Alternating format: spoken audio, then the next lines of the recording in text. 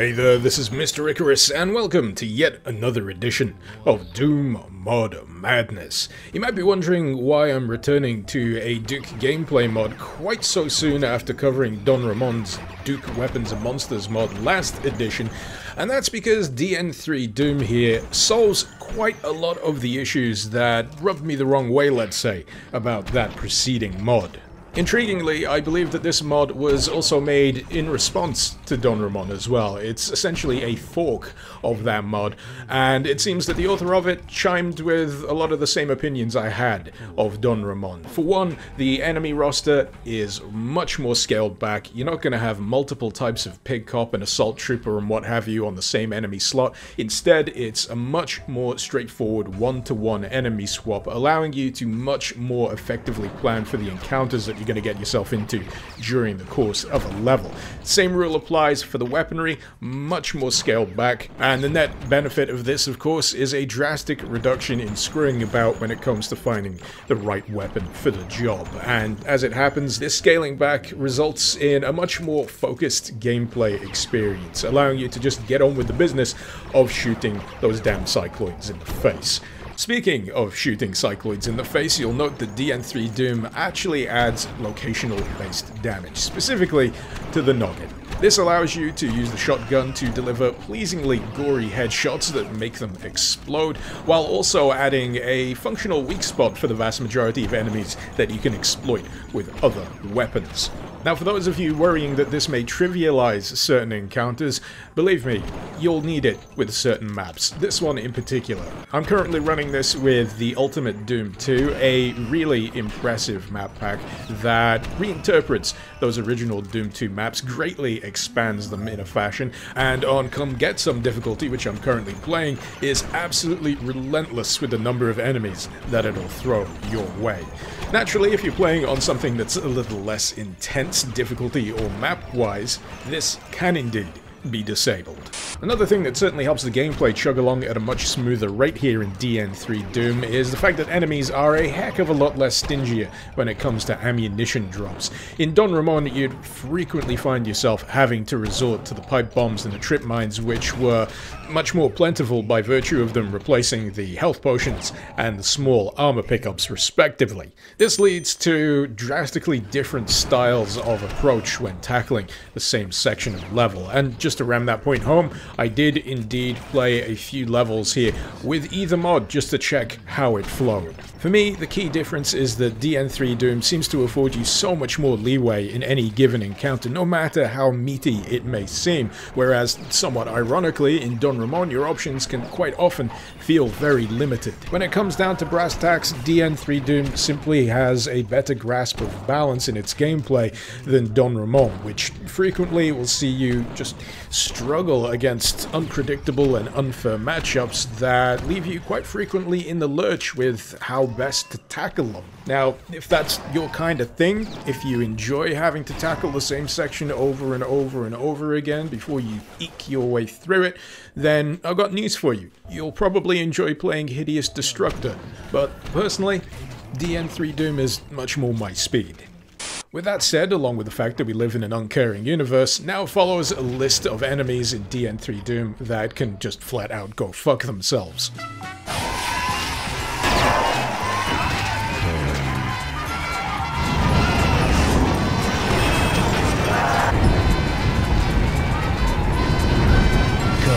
Quick and easy method to make DN3DooM even more enjoyable, and that is to remove sentry drones.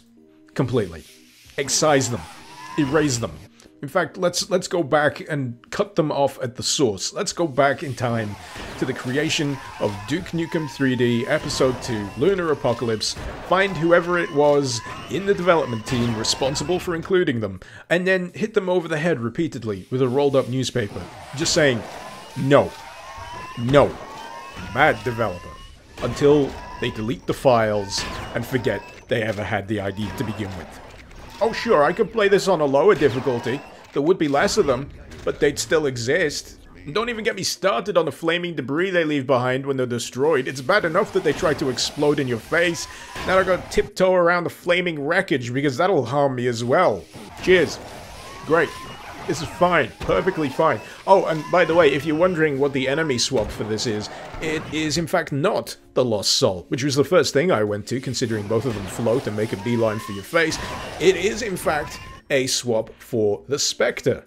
So there you go. That's something you know now. And also consider this a PSA for knowing what you're getting into when choosing difficulty alongside map pack. Because, oh boy, did this take me quite a while to crack.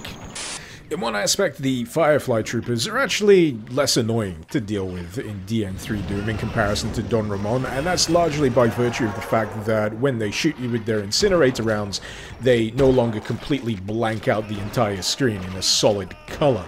I mean, there's still a few aspects that make them annoying as all heck to deal with. Beyond that, they can shrink themselves, essentially makes them invincible for a short while they buzz around your head.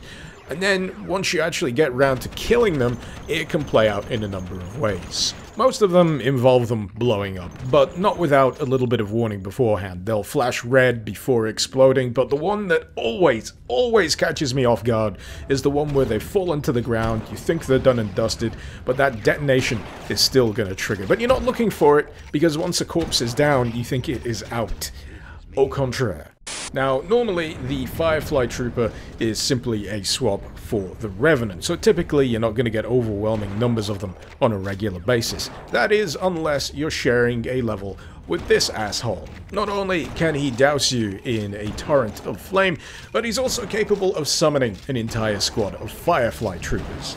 There's 3 of those feckers on this level, and they all take an eternity to flatten with the fecking Crusher. Really, when it comes down to brass tacks, all of this should tell you one thing.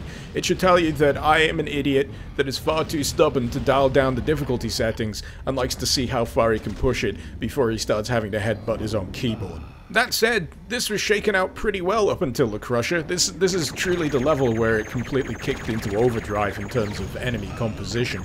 And as much as I'd like to say it got easier to deal with after getting past the Crushers themselves, all I can say in response to that is oh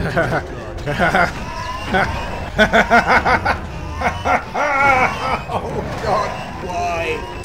There's a few extra enemies in here I didn't expect to see. Yeah, that's right, that iconic Duke Nukem enemy, the Guerrilla Captain, and his friend, King Cobra. What, you don't recognize them? I'll forgive you for that, considering not a lot of people will have bothered playing Duke Extreme, which is one of a series of expansion packs that I think was released by Sunstorm Interactive. It's certainly not a patch on Duke It Out in DC or Life's a Beach, but there you go. As for the enemies themselves, on top of looking hilariously out of place alongside the typical Duke Nukem enemy roster, the Guerrilla Captain is, for all intents and purposes, a vastly nerfed Battlelord. He's got the same dimensions, but a fraction of the health, and also boasts a weapon that only really allows him to pull off the Battlelord's grenade launcher attacks. So yeah, that's the thing. As for the King Cobra, it's a big old snake. Don't know really what to tell you about that. It's a big old snake that occasionally spits projectiles at you. I don't really know why they're in here, but as for what they replace, it's Nazis. Yeah, I was surprised as well. But as it happens, the vanilla form of this map does indeed take advantage of that particular enemy slot, adding its own particular custom enemy into the mix. So yeah, that's yet another thing you now know. Aren't I bloody informative? Weaponry-wise, as I mentioned much earlier in this video, the arsenal here is drastically scaled back, which greatly aids in the flow of the gameplay, but still manages to retain at least one of the better inclusions in Don Ramon, specifically the super shotgun, the good old double barrel, which is literally 2 shotguns stuck together and given a little bit of a coat of paint just to make sure you don't notice. Still delivers a real nice big bada boom, a real nice Lilu Dallas multipass if you will, and we've also got a few extra tweaks to the likes of the freeze thrower and the incinerator. The tweaks in question largely boil down to alt fires that have been made available for either. In the case of the freeze thrower, the alt now charges a larger projectile that can deliver an area of effect blast. Real good for dealing with crowds of enemies that you want to isolate and freeze if things are getting a little too hectic.